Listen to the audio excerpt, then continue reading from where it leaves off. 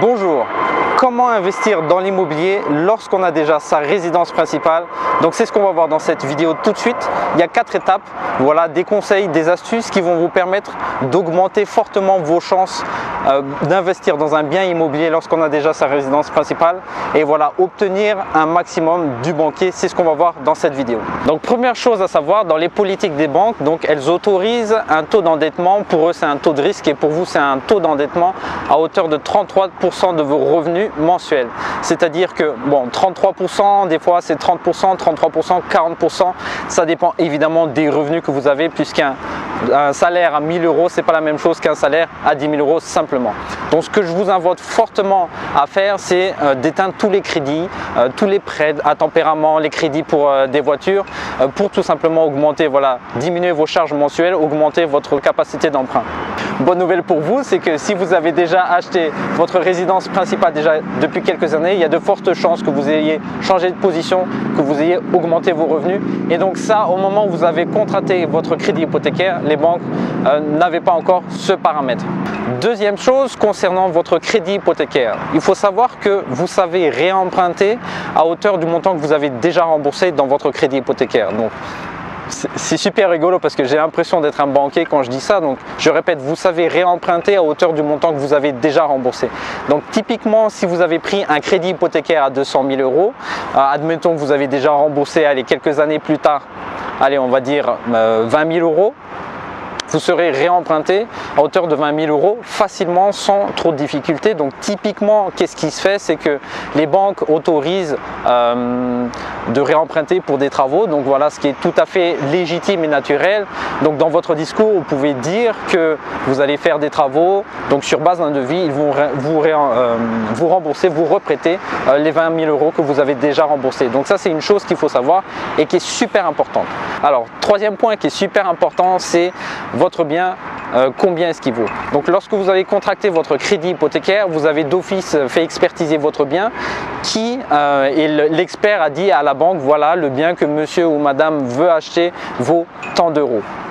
Et ça, c'est une garantie super importante pour les banques puisqu'elles s'appuient sur ce chiffre en plus de vos revenus pour vous autoriser, vous donner, vous prêter de l'argent tout simplement, et surtout le montant qu'ils vont vous prêter, donc les 80%, les 100%, les 110% ou peut-être même les 125% au moment où je tourne cette vidéo. Donc c'est peut-être un peu plus compliqué évidemment. Typiquement, vous avez fait une bonne affaire si par exemple votre bien vaut 240 000 euros et vous avez emprunté uniquement 200 000 euros. Donc vous avez encore une sorte de plus-value, de tampon pour en réemprunter 40 000 euros qui pourront vous servir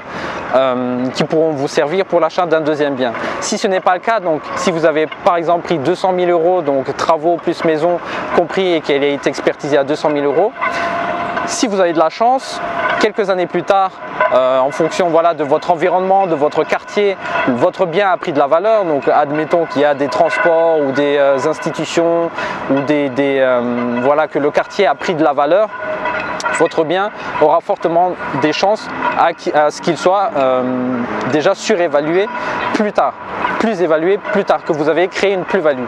Sinon, de manière générale, par rapport au point 2, donc si vous réempruntez de l'argent, vous savez réaugmenter la valeur de votre bien, soit en faisant des travaux. Typiquement, vous pouvez changer les châssis, voilà, ou emprunter de l'argent du point 2. Dans le point 3, vous rechangez les châssis, les parquets, ou peut-être vous rajoutez une chambre. Donc ça augmente fortement les biens. Vous changez la qualité des matériaux. Typiquement, voilà, il y a plein de choses comme ça que vous savez faire pour augmenter la valeur de votre bien. Donc ça, c'est les experts qui savent. Sinon, on voit dans la formation, dans la description, quels sont les différents matériaux, voilà, qui sont pris en compte. Et alors, quatrième point, vous avez créé de la plus-value dans le troisième point. Et quatrième point, vous refaites expertiser votre bien après les travaux, voilà, quelques années plus tard, avec vos nouveaux revenus. Il y a fortement des chances que voilà, votre bien, que vous avez augmenté votre capacité d'endettement, que vous avez déjà remboursé des crédits, que vous avez amélioré, augmenté la valeur de votre bien et que vous aurez voilà, un tampon comme ça, un sorte de réservoir d'argent pour acheter un autre bien. Donc voilà, si typiquement les banques prêtent 80% pour un investissement, vous serez réemprunté probablement plus. En tout cas, ce sont des chances qui vous permettront d'atteindre plus facilement vos objectifs. J'espère que vous avez aimé cette vidéo. Pour ceux ou celles qui souhaitent aller plus loin, investir dans l'immobilier ici en Belgique, peu importe d'où vous venez, votre situation, donc nous on a vraiment des cas, on va dire catastrophiques. Donc typiquement, moi j'ai acheté un bien en ayant seulement 1 an d'ancienneté, même moins d'1 an d'ancienneté, mon premier bien pour investir dans l'immobilier. Et donc ça l'a fait parce que je savais comment discuter, je savais quoi dire, à qui, quoi chercher, comment faire, comment négocier. Tout ça on le voit dans la formation, donc n'hésitez pas à cliquer sur les liens en dessous de la description. Vanessa, ma conjointe, donc, qui a acheté séparément avec son propre argent, avec un CDD de 4 mois, elle a fait la même chose, une même opération. Donc voilà, tout est possible. Et si vous voulez aller plus loin, n'hésitez pas à cliquer les liens dans la description. Et on se retrouve pour ceux qui veulent de l'autre côté. Sinon, n'hésitez pas à partager cette vidéo, mettez un like sur cette vidéo et j'espère qu'on se retrouvera bientôt. Ciao!